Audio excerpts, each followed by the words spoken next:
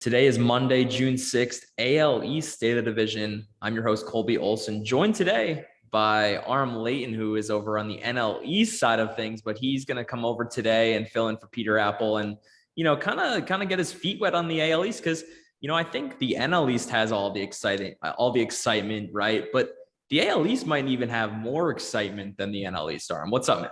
Well, dude, it's funny because I would have bet on, the NL East being a little bit more competitive than it's been so far this year. And the AL East, I mean, we knew it was going to be good, but it's pretty fun seeing how strong some of these teams have looked out of the gate. And even with the slow start, I mean, you talked about it before we recorded, like the Red Sox, it's been quote unquote disaster relative to what we've seen last year. And they're still one of the hottest hitting teams in the league, now slowly climbing back into it. This is going to be a really fun division to break down. And what I like about the AL East is there's no days off. Even the Orioles can sneak in a little uppercut punch and knock you out if you don't have your hands up. So I'm excited to kind of run through this and talk a little AL East.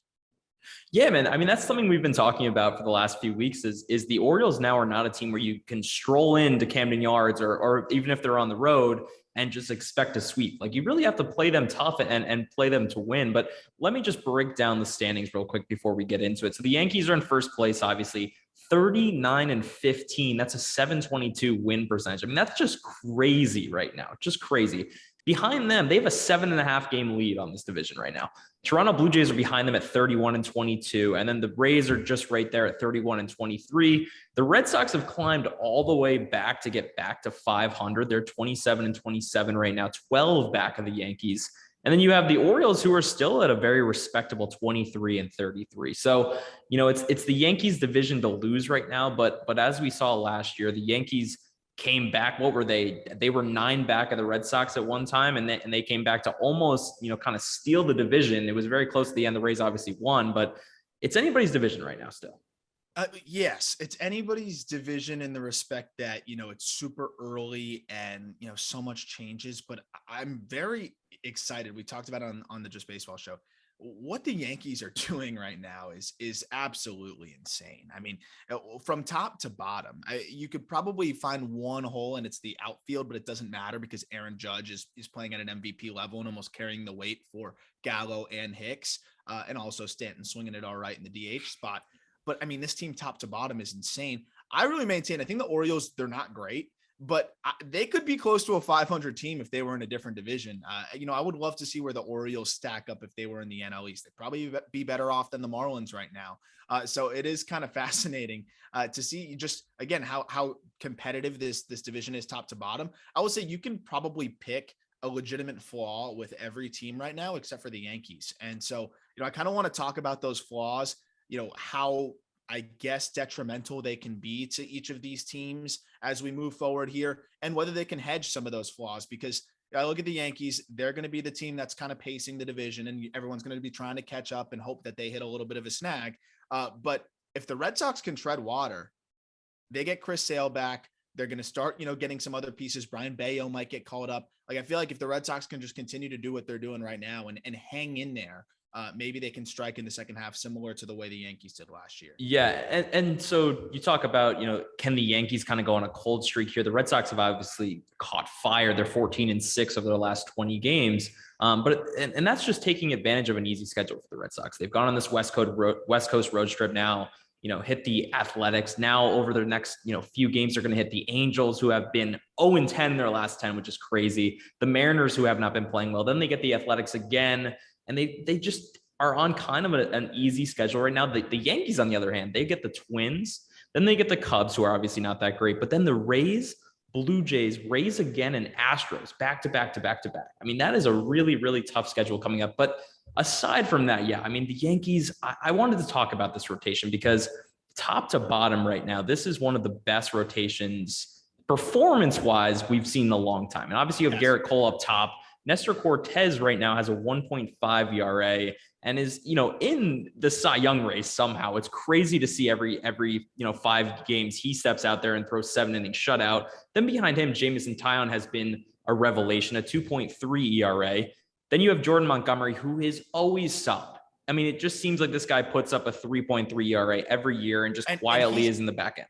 And he's pitching his best right now. Like that's the other thing too. Like he looks, mediocre with his 3.02 ERA. Like that's great for Jamon. He's usually in the mid threes range. Yep. Like even he's taking his game up a level.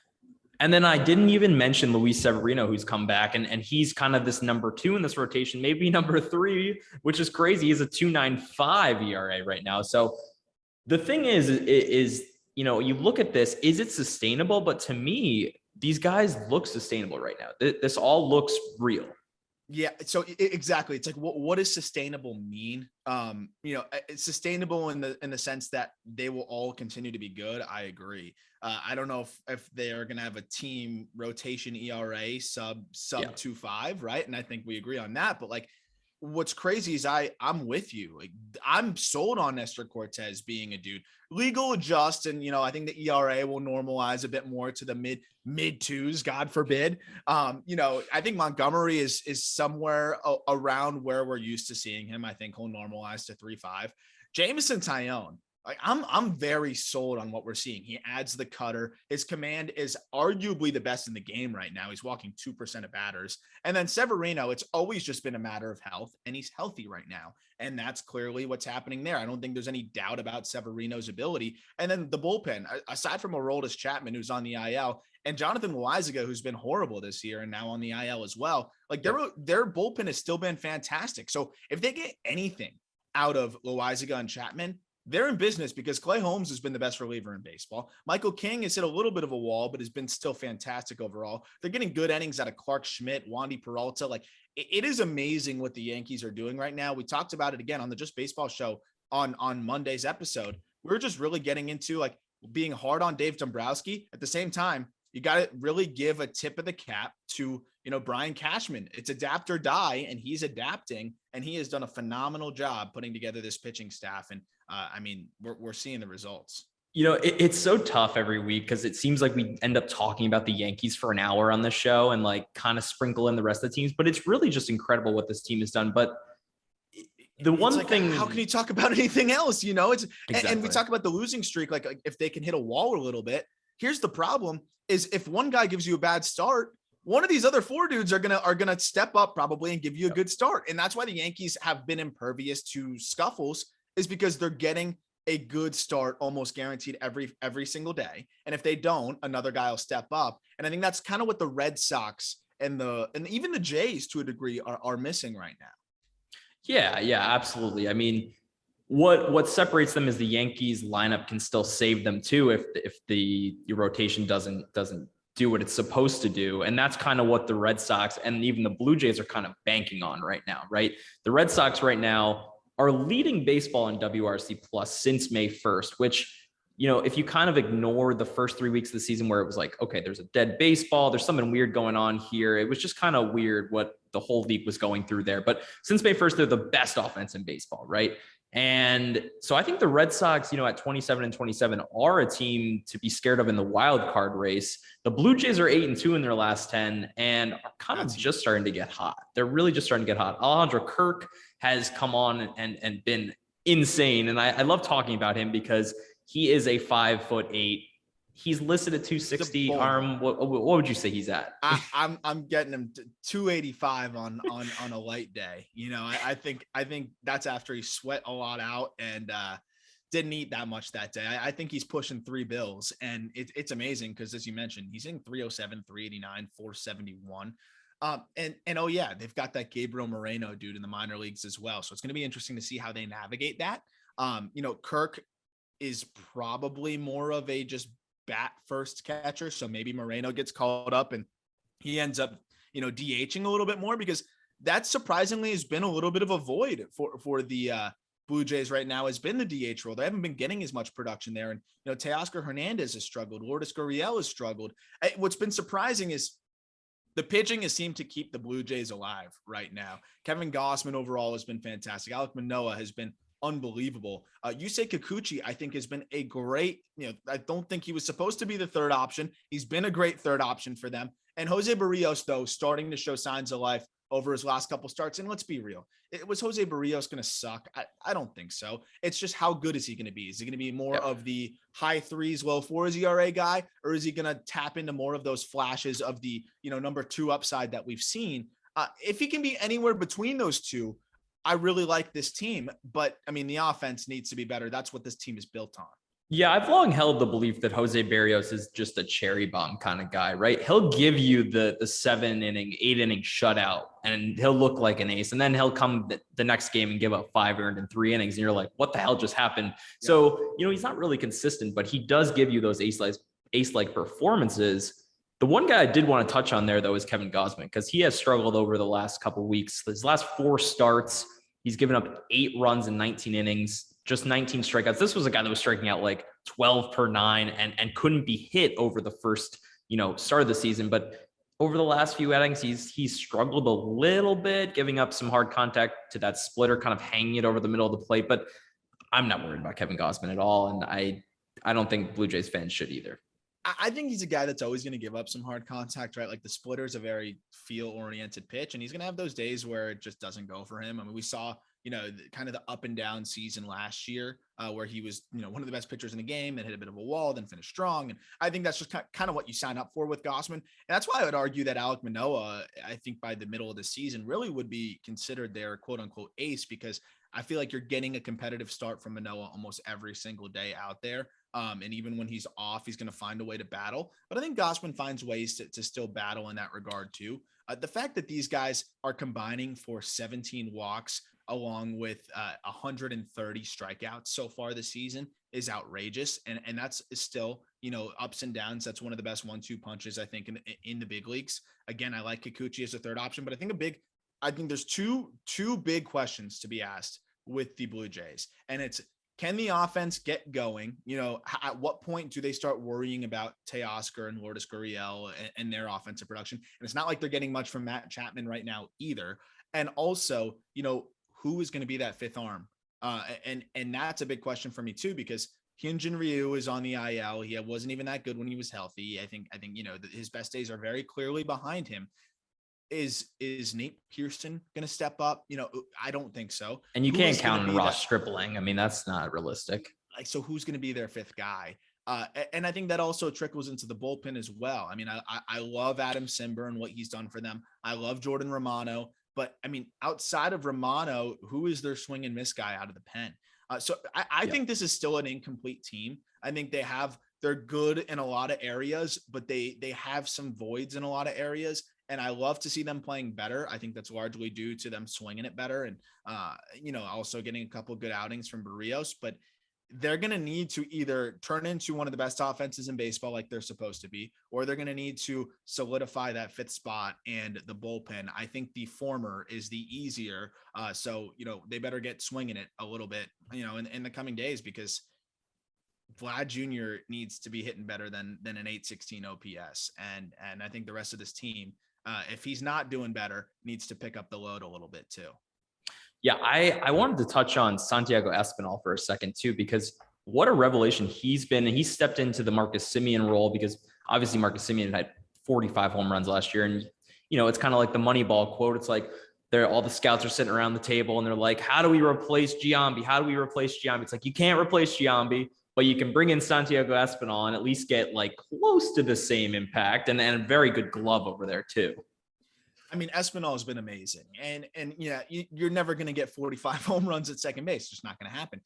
They didn't necessarily need it if everybody was swinging it the way that they can swing it. I mean, again, I don't think it's the subtraction of Semien that really is hurting them. It's the subtraction of production from almost every single guy in the lineup right now is down from last year's figures. Espinal is one of the only exceptions to that. He's added some power. He's never going to be a big power guy, but he's added a little bit more impact on the baseball. He's an elite defender. He gets on base. He's got good bat to ball skills. I think he's the perfect guy to balance out this lineup.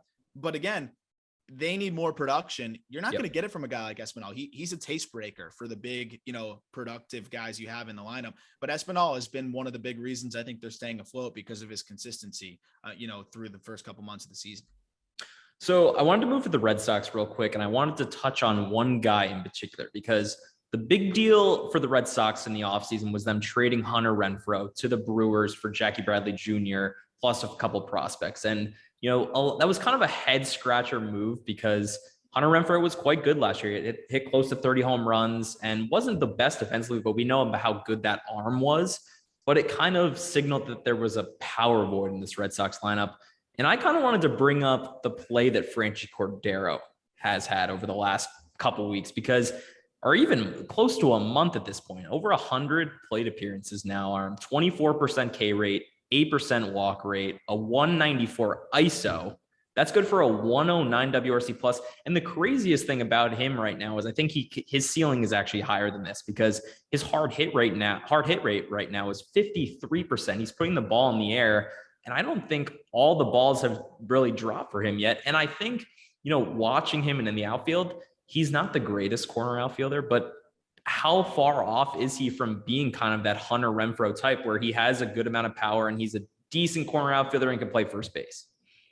I'd rather have Hunter Renfroe, and that I'm still puzzled by that trade. But I think he's continuing to produce, which is interesting. But I will say, Cordero's been a really, really big bonus for them because we know JBJ is not going to give you, what you want offensively for the most part. And I think he's actually been a little bit better than I even expected, which is still not that great. But Franchy Cordero, you've mentioned it. He hits the ball as hard as anybody.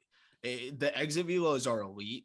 And now we're finding a little bit more consistency here. He's going to swing and miss, but honestly, strikeout rate is not that bad for him. He's 25 punchies and 104 plate appearances. That's more than fine with the power you're going to get from him. I'm very intrigued here. I definitely am. I want to see how he can continue to, perform.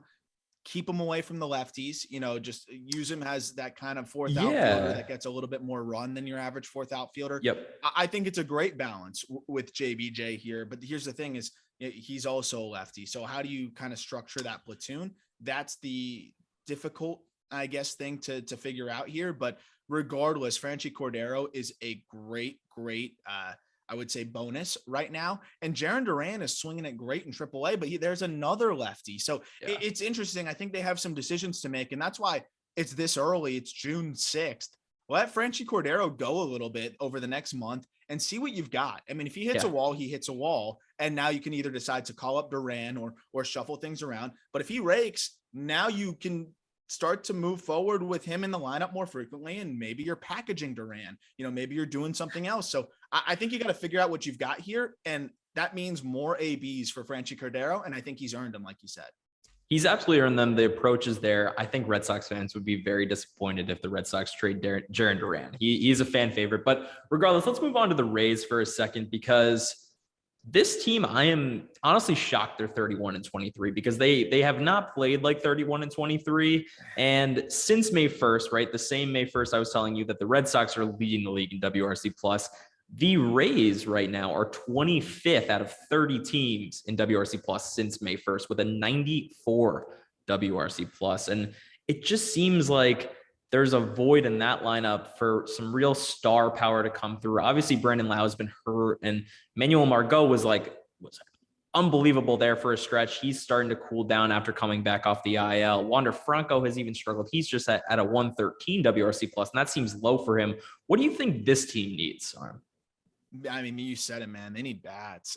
You look at the lineup, they've got one dude with an OPS over 800, and it's G-Man Choi. It's just not going to fly. I will say we could almost just sit with our hands crossed if you're the Rays, front office, and the offense will naturally get better for all the reasons you just hit on. I think Wander Franco will get better, although the splits are concerning. We know Brandon Lau is going to be better. We saw what he did last year. We know what he's capable of. Once he's healthy, he'll get going. But at the same time, Manny Margot is coming back to earth, and I think that's pretty much what we were expecting all along. Kevin Kiermaier is pretty obviously not a big producer anymore. Randy Arozarena during the regular season really doesn't do that much more than what we're seeing right now, which is mid 700s OPS with some hot stretches. I'd like to see a veteran bat in the fold here. And, I like Yandy Diaz, but with what they're giving up at a lot of premium offensive positions, so getting Brett Phillips a ton of run and right, Randy Arozarena's playing in left. And, you don't have to get elite production in center when you've gotten an elite defender like Kiermaier. If you're not getting elite production at first base or third base, I mean, Troy's been okay, but it's at first base, 810 OPS is kind of standard. I want to see a big bopper at third or one of the corners or right field. And that's kind of what I'm waiting on. I think they'll do it. I'm interested to see, what that move will be. But right now it's just been effective matchups and platooning, and they've been getting by on their pitching, which is kind of the Rays MO, and the bullpen, just doing what it always does. But I need to see a bat here. I would like to see them get a veteran bat, and I expect them to. They always do.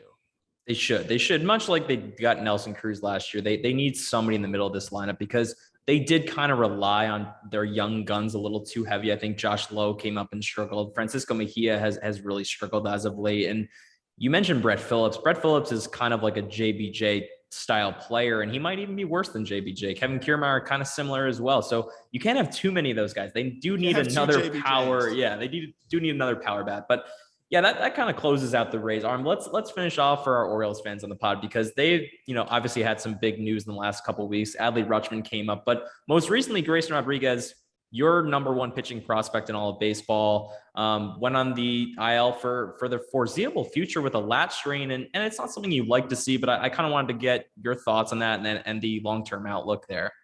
Yeah, I mean, thank goodness it's not, something structural or shoulder, elbow, whatever. They're obviously going to be insanely cautious with Grayson Rodriguez. He's their crown jewel. And it stinks because it's going to delay that debut probably until next year or the very end of this year, which is unfortunate because we know they're going to nurse him back. Why rush Grayson Rodriguez back when you're not competing this year? So that's unfortunate because I was very much looking forward to, I think Grayson Rodriguez was maybe 3-4 starts away from a call up potentially. And, having the battery mates of Adley and Grayson Rodriguez would be unbelievable. But I mean, this team is treading water relative to, I think what many expected in a division that is a force, in a division that has the Rays, the Blue Jays, the Red Sox, and the Yankees. To be hanging around there and not be one of the league's worst teams, I think is really encouraging. I like this Orioles lineup to a degree, and this is relative, right, to the worst teams in the league. Like, they are a much more watchable team, I think, than a lot of other ball clubs. I mean, you got somebody like Cedric Mullins who's starting to get going a little bit more, and it's incredibly exciting when he's going right. Ryan Mountcastle, we know the kind of power that he has. Austin Hayes has quietly been one of the better players in the AL East over the last month or so. He's been really good. And Trey Mancini is hitting 305, 377, 437. And I will say to for the next month, I know they don't want to trade him because he's an awesome dude with a great story. But ultimately, Trey Mancini, if he goes elsewhere, those power numbers will tick up because it's a graveyard right now in Baltimore, in Camden Yards and left field. I think the power will tick up.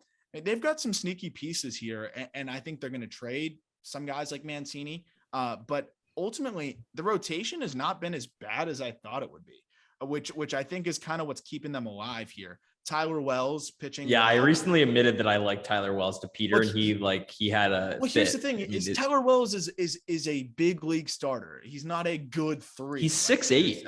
But they needed a big league starter. They didn't really have any. And Tyler Wells is that. Bruce Zimmerman has been serviceable in spurts. Jordan Wiles has been serviceable in spurts. The bullpen has really been where it separates. And I'm excited to see the Orioles. I hope they cash in on all these bullpen arms because all of the guys I'm about to list have an ERA under 2 with more than 20 innings pitched and are under 30 years old. Jorge Lopez, Dylan Tate, Felix Bautista, and then also Sionel Perez. I don't even know who that is. Keegan Aiken, and I can't even say this guy's name. Joey Krybiel. Joey Krybiel has a sub-3 ERA as well. So their bullpen is shoving.